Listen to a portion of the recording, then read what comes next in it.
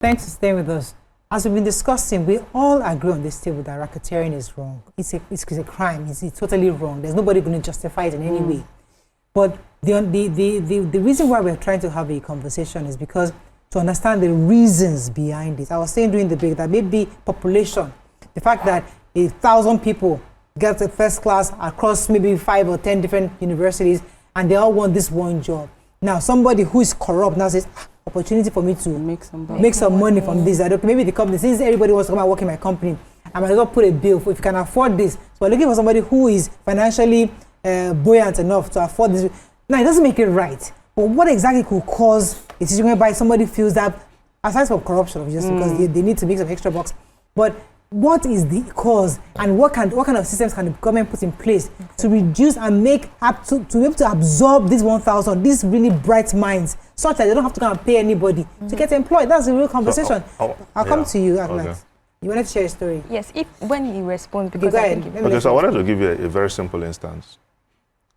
If you want to school in Harvard, there are two options. Either you pay or you apply for scholarship.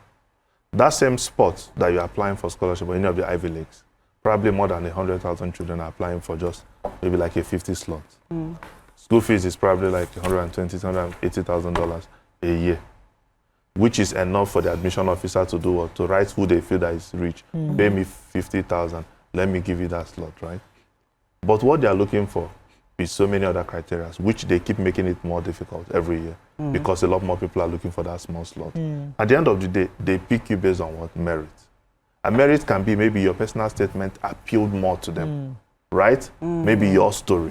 Maybe you had a history of Harvard, a link. So something happens, right? Which is based on our entire, from the crowd. Those things that set you apart from the crowd is basically what they are basically going to use to do what? To assess you. Now you hear people say, okay, go and do IB, go and do this, so that this can, okay, IB has academic rigor, course rigor, right? To increase your chances of getting into these Ivy Leagues. Now, these things are normal, right? At the end of the day, they pick you. So this is based on what? Merit. But a situation whereby somebody sees that so many people are looking for that small slot, and you now want to charge, the best thing to do is to charge. Automatically that is wrong. At the end of the day, see what happens. When the Harvard guys picks those people, these people excels in life and makes even the university a lot better. When you bring those people who pay, they come to the system and become nuisance. Yeah. I'll give you an example. Toby had an example. I think I have a call. Good morning. Thanks for calling. You're live. Hello. Hello. Good morning. Aisha, go ahead, please. Yeah, I'm a first-time caller. Welcome to the show. Welcome. Yes, I just want to share my experience about this job racketeering happening in Nigeria. Go ahead. Hello? Yeah, we can hear you. Go ahead, please. There's this job I applied for, a federal government job last year in October. And I know, personally, I know about 5 people who also applied for the job. It was online we applied. And you know, since October last year, we got emails that we're supposed to take an aptitude test for the job. And we later got another email that the aptitude test has been cancelled, that they will get back to us so that we'll know when to take the aptitude test. And lo and behold, we're in June. We didn't hear anything because I and the other people who applied were being in contact with each other. We didn't hear anything from them. You know, like yesterday, I had to go to their website. I got a number from there. I called this number and they said that the jobs we applied for, that the jobs are no longer available, that they've picked those they wanted to pick, and they've all received their appointment letter and they have even resumed work. So I don't blame the member of House of Rep who gave her constituents the job, because personally, if I know any member of House of Rep, I can meet and beg to help me with a job. I will, because I am tired of applying online and not getting jobs. Okay. Seriously, it's a Nigerian. I don't know. Thank you very much for that, for that, Aisha. Because Aisha says she applied for a job. She knows 5 others, but she probably knows another 200 others that applied. But she only knows the 5 others. So that 5 others, because they've not gotten the job, in her own mind, oh, they gave to somebody, maybe it was through nepotism or something. But the truth that others might have applied, because there's a lot of people who are applying for jobs, and there are very little jobs available. So sadly, unfortunately, we live in a country where we have not been able to create jobs and for employment for our citizens. So the tiny jobs that are left, there's a lot of people who are looking for that job. So I understand where Aisha's pain is coming from. But let's not say, oh, Nigeria happened to us or this happened to us. It is the fact that they have limited spaces, and that is No, true. I don't like that idea of limited spaces. Yes. See, I like system-based approaches. If there are limited spaces, tighten up your criteria. If it's still more limited, still tighten up your criteria. That is the way, even normal visa application, they give them slots. We only need 200 for this month. And people are applying, you've seen a lot of rejection. Immediately they see any small error, they reject, but people still get it. So the point is, and this is the global best practice, if there are limited slots, make your processes more difficult. The point is that everything should be done on merit. I hate the idea of, because of the limited space, people have to pay. No, it should never be accepted. Absolutely. Nobody will say that we should pay because they're limited space. But I hear you, right? And that's valid. And you see, a lot of times we say Nigeria, the system and all of that, but I've been a beneficiary of the Nigerian system. So in my work as an entrepreneur, right, we had this National MSME Awards all across Nigeria where entrepreneurs applied for the application. And last year, okay, so we'd had 7 editions. I got nominated twice. I didn't know Jack. I didn't know anybody. I got nominated during COVID and then last year. And so when people ask me, how much did you pay? I'm like, I didn't pay anything. Who do you know? I didn't know anybody. You know, so, and I got in, we had, when I received the mail, it looked like a scam because it was too good to be true. We had an all expense paid. We went to Abuja. We got lodged in an hotel. We went to the presidential villa. It was a beautiful experience. And so how well do you want to tighten such a process? So for example, we had about 16,000 applications and they were only going to choose 3 people. Imagine 3 that. nominees in each category. And you're part of the 3. I was part of the 3. Imagine that. And very randomly. Yeah, Very but randomly. no, So there are times when, see, know, because you know what happened to your own? what I'm saying- You know what happened to your own? What happened to your own is very simple. Everybody in Nigeria is not bad. You may be lucky that the person that is in charge of the system that chose you came in and said, no, everything must be done on merit, even while he's fighting against his colleagues. A lot of people are good in Nigeria, and a lot of people are also bad. So you may be lucky, but the point is not about random good.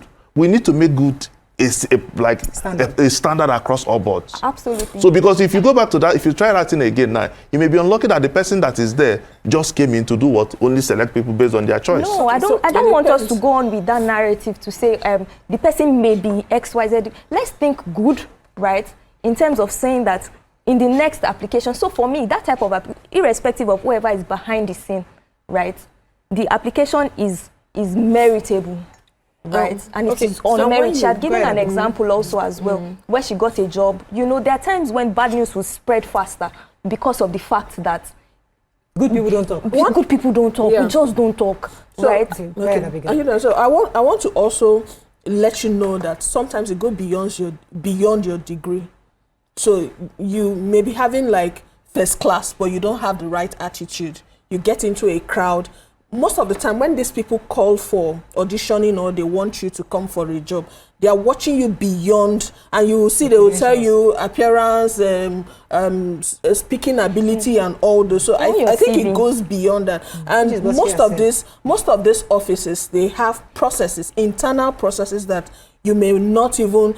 For instance, now when you have a public parastatal like the federal government, Radio Nigeria, you're looking for just 10 people, you have 10,000 applications, and you've seen the first 100, and you've seen the 10 that you want, and maybe you just feel, okay, there's no need going through the 10,000 when you actually have like the 10 that you need. So I actually feel that companies have their processes, and where I see this lagging, this racketeering and nepotism is usually the government jobs and Yeah, I think offices, so because too.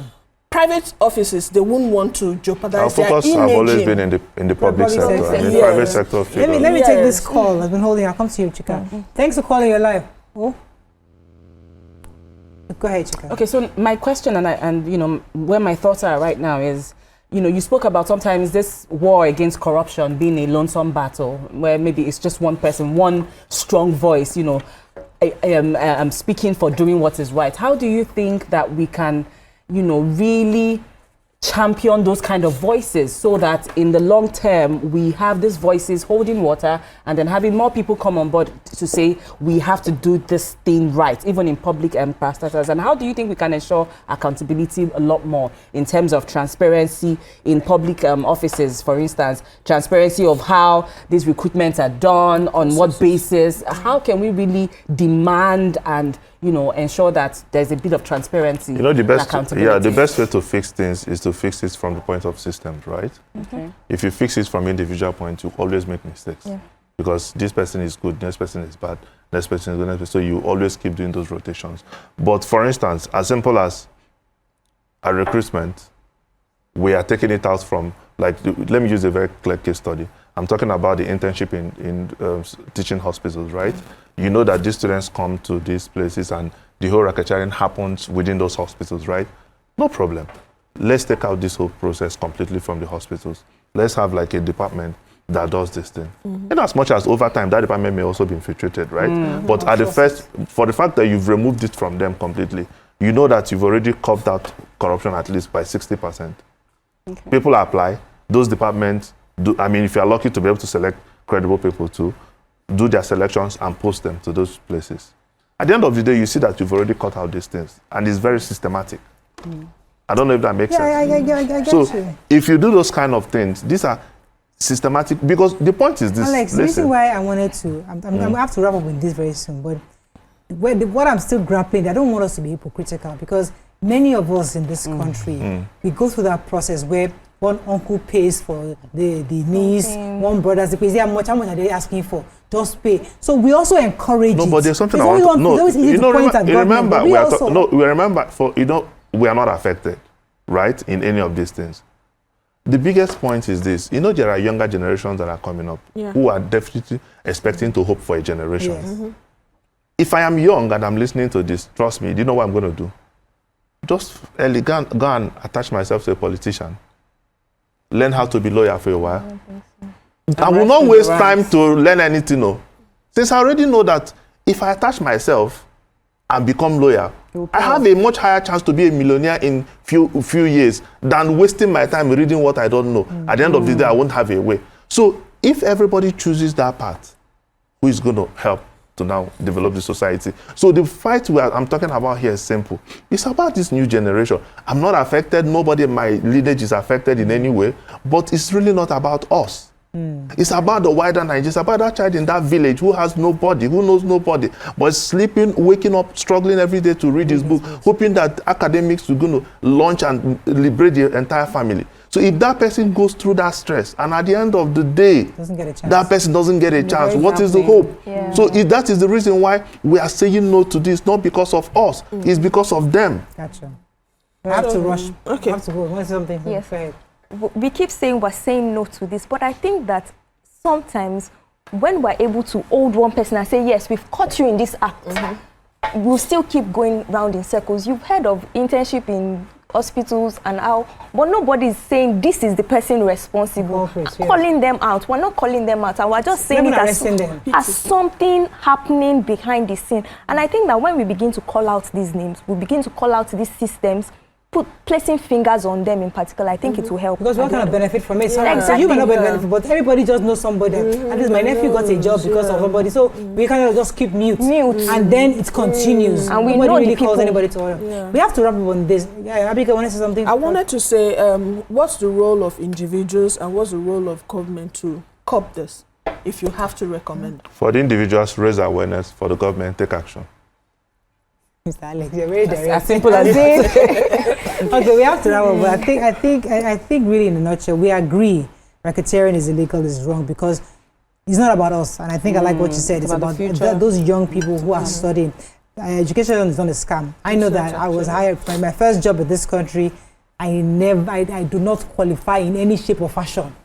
I just doctored my CV for it, and all I had was I came from abroad because back then, Once you speak many Pune. once you speak Pune, you're higher. Nobody wants to know if you have any clue. And I applied as human resource manager. Oh my goodness. And I went there with pride. And I've never in my life known HRs. I got the job. The MD was proud. You see, I went for the best. All the way from America. She came here. And I'm thinking, Father, Lord Almighty, nonsense. Now, somebody was denied that job. That has experience. Somebody that probably has experience. I got that job solely because I had an accent. So, I mean, these things happen. They're all kind of, but I'm just hoping that we can change the system so that the proper systems in place will protect those who actually qualify to get those jobs. On a lighter note, where did your accents go? Nigeria, I dropped it. All right, that's all we can take on this. Thank you very much, Sir Alex, for having. It was a pleasure. It was a pleasure having you on the show. Thank you for Thank coming. We come back. It's Tuesday. We have to discuss sickle cell. Stay with us. We'll be right back. Stay tuned. Your View will be right back.